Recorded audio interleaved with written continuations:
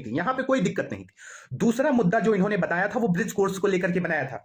BSTC यानी कि DElEd के छात्रों ने, राजस्थान के डीएलएड के छात्रों ने, हमारे विरोधी सदस्यों ने वहां पर मुद्दा बनाया कि बीएड को इसलिए बाहर किया जाए क्योंकि ये ब्रिज कोर्स के को लेकर के।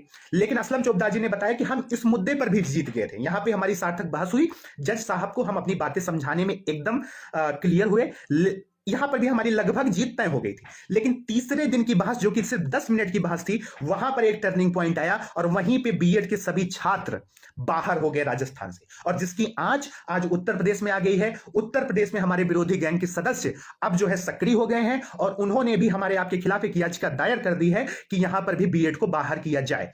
और तो मैंने उनसे पूछा कि ये तीसरा मुद्दा आपका क्या था जिसपे आप बाहर हुए हैं। उन्होंने मुझे पूरा बताया कि तीसरा मुद्दा कहां पे हम बाहर हुए हैं।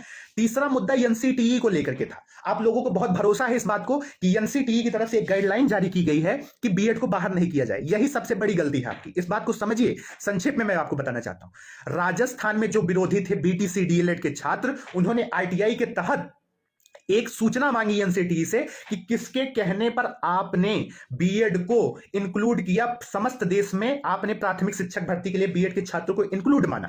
जिसके बाद वहां पे एनसीटीई ने ये बयान, ये आईटीआई के माध्यम से लिखित दिया कि हमने उस वक्त के तत्कालीन मानव संसाधन विकास मंत्री के एक पत्र के कहने पर, सरकार के कहने पर हमने उन्हें बीएड को इंक्लूड कर दिया था। उसमें उन्होंने उस वक्त की मानव संसाधन विकास मंत्री, जो कि शायद स्मृति ईरानी जी उस वक्त थी, उनके एक लेटर को इंक्लूड करके ये लिख दिया कि बीएड के छात्रों को हमने इसलिए इंक्लूड किया है प्राथमिक शिक्षक भर्ती में क्योंकि हम, सरकार ने कहा था। बस इसी पर कोर्ट ने अपना सारा रुख बदल दिया कि सरकार के कहने पर आप न कैसे बीएड के छात्रों को इंक्लूड करते हैं, इसीलिए बीएड के छात्र अपात्र माने जाते हैं, उन्हें प्राथमिक शिक्षक भर्ती से बाहर निकाला जाता है। यही मुद्दा था, आप इस बात को समझ लीजिए। आप जो बार बार